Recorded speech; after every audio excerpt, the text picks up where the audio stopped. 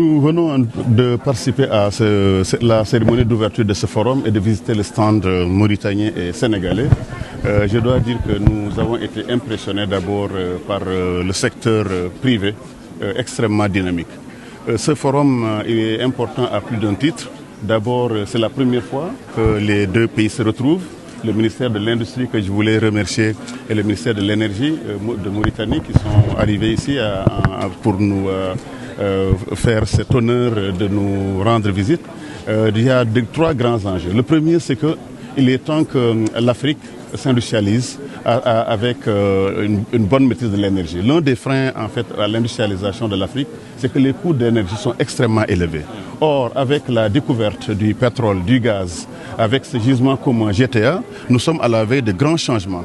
Le facteur limitant essentiel qui était le coût de l'énergie, mais également la transformation de nos ressources en produits industriels, était également un grand enjeu. Donc je venais de dire ce matin que est-ce que nous devons peut-être arrêter d'exporter ces matières premières, le pétrole, le gaz, le LNG, et le transformer maintenant en produits industriels à haute valeur ajoutée. Nous savons tous qu'à partir justement du gaz naturel de Mauritanie et du Sénégal, nous pouvons faire des engrais pour l'agriculture. Donc vous voyez que l'impact il est presque multiplié par 5 voire par 10.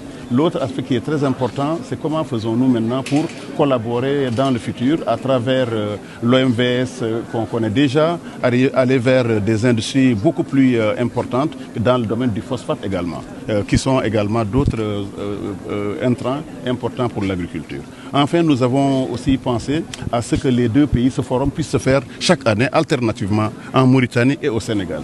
Nous souhaitons que les deux secteurs privés, industriels, économiques, commerciaux et également de l'agriculture de Mauritanie et du Sénégal puissent être intégrés, de même que les banques, parce que là on va pouvoir trouver maintenant les moyens humains, les moyens matériels, financiers pour faire en sorte que les échanges entre nos deux pays puissent être développés. Sur le plan commercial, les échanges sont encore faibles. Il y a 114 milliards, comme je l'ai dit ce matin, d'exportation du Sénégal vers la Mauritanie et pratiquement beaucoup moins de la Mauritanie vers le Sénégal. Comment ferons-nous allons-nous faire dans le futur pour augmenter ces échanges commerciaux? Et ça, la seule solution, comme on le sait, c'est l'industrialisation, c'est les instruments croisés entre le patronat mauritanien et le patronat sénégalais, aussi bien en Mauritanie qu'au Sénégal.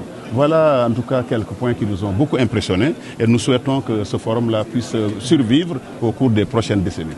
Justement, Monsieur le ministre, comment ferons-nous aujourd'hui? Est-ce qu'il ne faudrait pas aussi une certaine harmonisation du cadre législatif et réglementaire entre les deux pays pour faciliter aujourd'hui l'implication ou bien la contribution des secteurs privés mauritaniens? Absolument. Je venais tout à l'heure de visiter les zones économiques spéciales, les zones franches, justement le stand. Et j'ai vu qu'en termes d'harmonisation de nos régimes d'investissement, de nos incitations à investir, il y a une très grande différence. Et je souhaiterais effectivement que mon collègue, le ministère de l'Industrie, avec nos collègues du ministère de l'Énergie et toutes ces structures d'investissement, comme l'APIX et l'APIM, qu'on puisse se mettre autour d'une table pour voir comment harmoniser justement le cadre juridique, notamment l'impôt sur le revenu, qu'il faut revoir sur les deux pays, notamment les installations de quand on vient de s'installer. Est-ce qu'on laisse les industries avec zéro taxe pendant 5 ans, pendant 10 ans?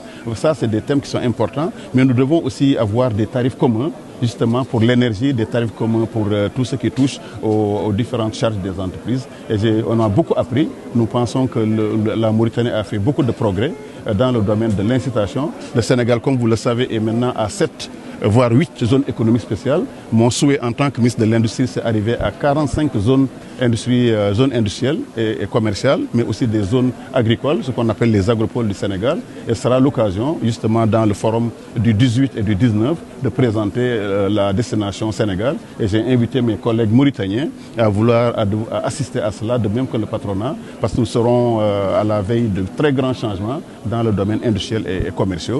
Et je voulais vous féliciter encore une fois, féliciter et remercier la Mauritanie.